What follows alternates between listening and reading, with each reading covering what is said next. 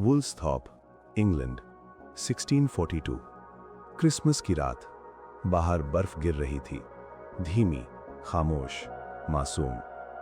एक छोटे से घर में एक औरत अकेली बैठी थी, हैना न्यूटन। हाथ में रोजरी नहीं था, सिर्फ एक दुआ थी कि ये बच्चा जिंदा रहे, क्योंकि वो बच्चा जो अभी अभी पैदा हुआ था इतना छोटा था, इतना कमजोर कि दाई ने कह दिया था ये सुबह तक नहीं बचेगा। मगर वो बच्चा बचा, और उस बच्चे का नाम रखा गया आइजैक न्यूटन। उसके बाप का नाम भी आइजैक था, मगर वो बाप कभी मिला नहीं अपने बेटे से। 3 महीने पहले मर गया था। एक ऐसा बाप जिसे न्यूटन ने कभी नहीं देखा, कभी नहीं छुआ, कभी नहीं सुना। सिर्फ एक नाम था, और वो नाम भी उसका अपना था। तो न्यूटन की जिंदगी शुरू हुई बिना बाप के, तूफान में, ठंड में, एक कमजोर जिस्म लेकर। मगर अंदर एक ऐसी आग थी जो जिंदगी भर बुझी नहीं। स्कूल में वो अकेला रहता, कोई दोस्त नहीं, कोई बात नहीं। सिर्फ एक कोने में बैठा सोचता रहता, घंटों तक। उसके क्लासमेट्स उसे ड्रीमर कहते, मजाक में। उसके टीचर्स कहते ये लड़का कुछ नहीं करेगा।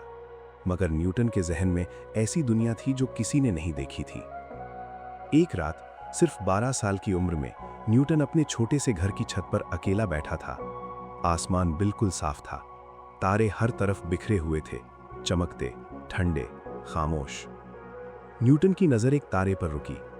वो तारा हिलता नहीं था, सिर्फ वही एक जगह पर था, पूरी रात। न्यूटन ने गहरी सांस ली और सोचा, ये तारा गिरता क्यों नहीं जमीन की तरफ? अगर सेब गिरता है जमीन पर, तो तारा क्यों नहीं गिरता? ये एक सवाल था, एक अजीब, अनजाना, ना समझ सवाल। कोई और होता तो भूल जाता अगले दिन, मगर न्यूटन ने सवाल को अंदर रख लिया, गहराई में, और फिर सोच में गुम हो गया। वो सवाल 20 साल बाद दुनिया का सबसे बड़ा जवाब बना। मगर पहले और मुश्किलात आनी थी। न्यूटन की मां ने दूसरी शादी की। नए शौहर ने कह दिया ये लड़का मेरे घर में नहीं रहेगा। तो हैना ने न्यूटन को उसकी नानी के घर छोड़ दिया। 8 साल का बच्चा, मां भी चली गई। पहले बाप गया, फिर मां गई। न्यूटन ने अपनी डायरी में लिखा, मैं चाहता हूं कि मेरी मां और उसका शौहर जल के मर जाएं। वो गुस्सा था, टूटा हुआ था, अकेला था, मगर वो रुका और सोचता रहा। कैम्ब्रिज, 1661। न्यूटन यूनिवर्सिटी पहुंचा सिर्फ इसलिए कि कैम्ब्रिज पूरी इंग्लैंड में सबसे अच्छी जगह थी सोचने के लिए। वो किसी से बात नहीं करता था, खाना भूल जाता, नींद भूल जाता, सिर्फ लिखता रहता, इक्वेशंस, डायग्राम्स, सवाल। प्रोफेसर्स कहते इस लड़के को सोशल स्किल्स नहीं है, मगर न्यूटन के कागजों में एक नई दुनिया बन रही थी। 1665 में प्लेग आया इंग्लैंड में, कैम्ब्रिज बंद हो गया। न्यूटन वापस वुल्सथॉर्प आया, अपने उस छोटे से घर में, अकेला।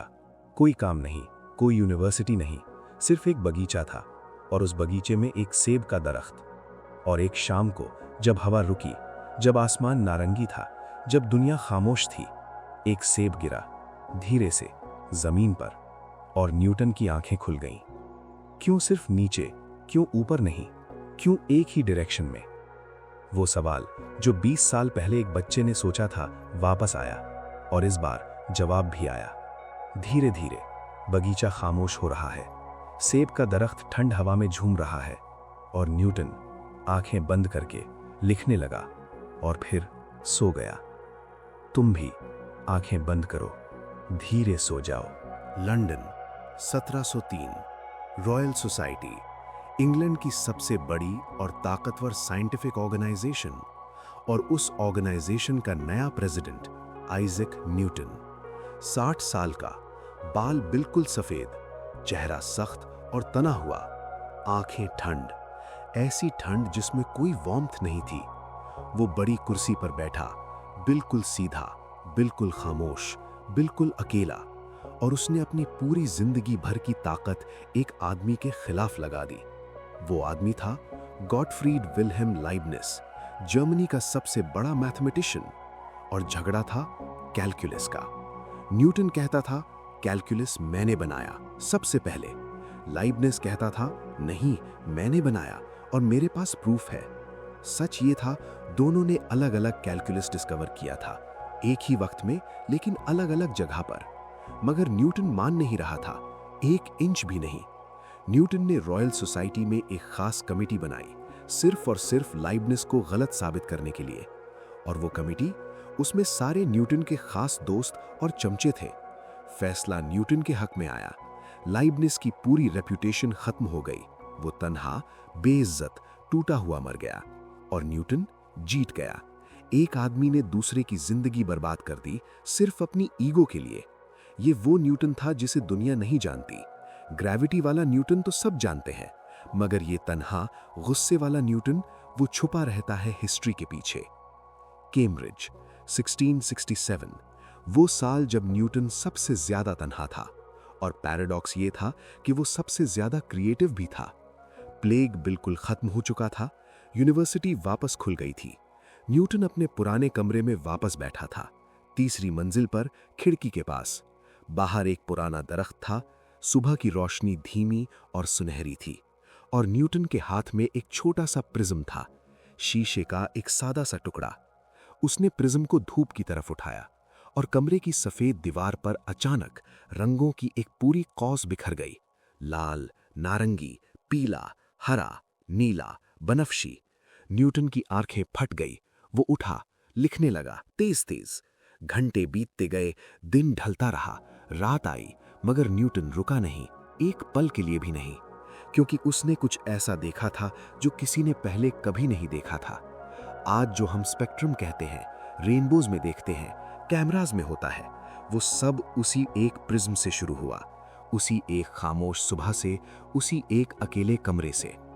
न्यूटन ने पूरी जिंदगी में कभी शादी नहीं की, कोई सच्चा दोस्त नहीं था, कोई रिश्तेदार नहीं था जो उसे गहराई से समझता। एक बार एक नौजवान शागिर्द ने हिम्मत करके पूछा, सर, आप इतने बड़े हैं, इतने मशहूर हैं, क्या आप खुश हैं? न्यूटन रुका। एक लंबी, भारी खामोशी। कमरे में सिर्फ घड़ी की टिक टिक थी। फिर बोला, मैं नहीं जानता खुशी क्या होती है, मैं सिर्फ जानता हूं सवाल क्या होता है। मरते वक्त न्यूटन ने कहा, मैं नहीं जानता दुनिया मुझे क्या समझती है, मगर मुझे लगता है मैं सिर्फ एक छोटा सा बच्चा था जो समुंदर के बड़े किनारे पर खेल रहा था। कभी कभी एक सुंदर रंगीन पत्थर मिलता, कभी एक खूबसूरत सीप हाथ आती, मगर असली समुंदर, हकीकत का पूरा गहरा समुंदर, वो मेरे सामने अभी भी अनबोला, अनजाना पड़ा था। ये था न्यूटन, जिसे दुनिया का सबसे बड़ा आदमी कहते हैं, जो खुद को सिर्फ एक छोटा सा हैरान बच्चा समझता था। धीरे धीरे लंदन की रात गहरी हो रही है, रॉयल सोसाइटी की रोशनी बुझ रही है, प्रिज्म ठंडा हो गया है, और न्यूटन आंखें बंद करके सो गया। तुम भी आंखें बिल्कुल बोझल करो, धीरे सो जाओ। कैम्ब्रिज, 1670, रात के 3 बज रहे थे। पूरा शहर सो चुका था। खामोशी थी, अंधेरा था, ठंड थी, मगर न्यूटन के कमरे में रोशनी अभी भी जल रही थी, धीमी, कांपती, मगर जिंदा। वो एक बड़ी सी भारी किताब पर झुका हुआ था, हाथ में एक कलम, सामने एक बड़ी सी भट्टी। आग जल रही थी अंदर, धुआं उठ रहा था, और न्यूटन, वो सोना बनाना चाहता था, सच में, सीधा लोहे को सोने में बदलना। यह था न्यूटन का सबसे बड़ा छुपा हुआ राज, जो दुनिया ने करीब 200 साल बाद जाना। वो आदमी जिसने ग्रेविटी डिस्कवर की, जिसने रोशनी का राज खोला, जिसने कैलकुलस की बुनियाद रखी, वो अंदर से एक खालिस एल्केमिस्ट था। एक ऐसा इंसान जो दिल की गहराई से सोचता था, अगर मैं इस कायनात के मैटर की असली बुनियाद समझ लूं तो कुछ भी बदल सकता हूं, कुछ भी। उसने इस छुपे काम पर पूरे 30 साल लगा दिए, लाखों वर्ड्स लिखे सिर्फ एल्केमी पर, सीक्रेट नोटबुक्स में, मगर ये सब छुपा के रखा, क्योंकि जानता था दुनिया समझेगी नहीं, दुनिया उसे पागल कहेगी। तो दिन में वो दुनिया का सबसे बड़ा साइंटिस्ट था, और रात में वो कुछ और था, एक छुपा हुआ तलाश कर, एक ऐसा इंसान जो जानता था कि असली इल्म अभी भी अनजाना पड़ा है। लंदन, 1696, न्यूटन को एक नई नौकरी मिली, master of the mint. England की सरकारी करेंसी बनाना, असली सिक्के पहचानना, नकली सिक्के बनाने वालों को ढूंढ ढूंढ के पकड़ना।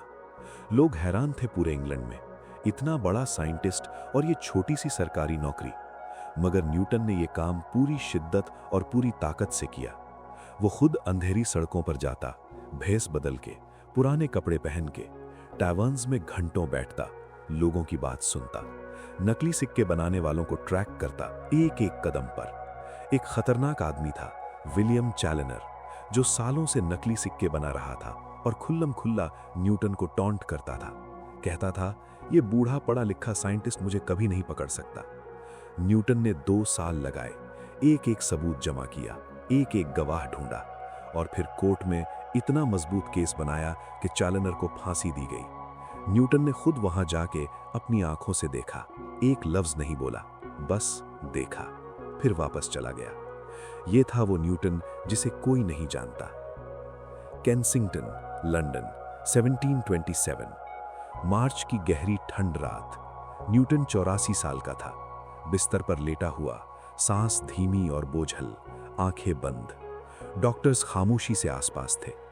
कमरे में सिर्फ दिए की रोशनी थी, कांपती, धीमी। न्यूटन ने आंखें खोली, एक बार, आखिरी बार। खिड़की से बाहर देखा। आसमान में तारे बिखरे हुए थे, वही तारे जो उसने 70 साल पहले एक छोटे से घर की छत पर अकेले देखे थे। वही सवाल, वही आसमान, मगर अब जवाब था गहरे अंदर। न्यूटन ने बहुत धीरे, बहुत खामोशी से कहा, मैं नहीं जानता दुनिया मुझे क्या समझती है, मगर मुझे लगता है मैं सिर्फ समुंदर के किनारे खेलता एक बच्चा था और असली गहरा समुंदर अभी भी मेरे सामने अनबोला पड़ा था। फिर आंखें बंद हो गईं, हमेशा के लिए। वो आदमी जो क्रिसमस की ठंड रात पैदा हुआ था, कमजोर, तन्हा, बाप के बिना, वो उसी खामोशी में वापस चला गया, मगर पीछे छोड़ गया ग्रेविटी, स्पेक्ट्रम, कैलकुलस और वो सवाल जो आज भी जवाब मांग रहे हैं। धीरे धीरे केंसिंगटन की रात ठंडी हो रही है, तारे धीमे पड़ रहे हैं, कमरे की रोशनी बुझ रही है और न्यूटन हल्की मुस्कान के साथ सो गया। तुम भी आंखें बंद करो, धीरे धीरे सो जाओ।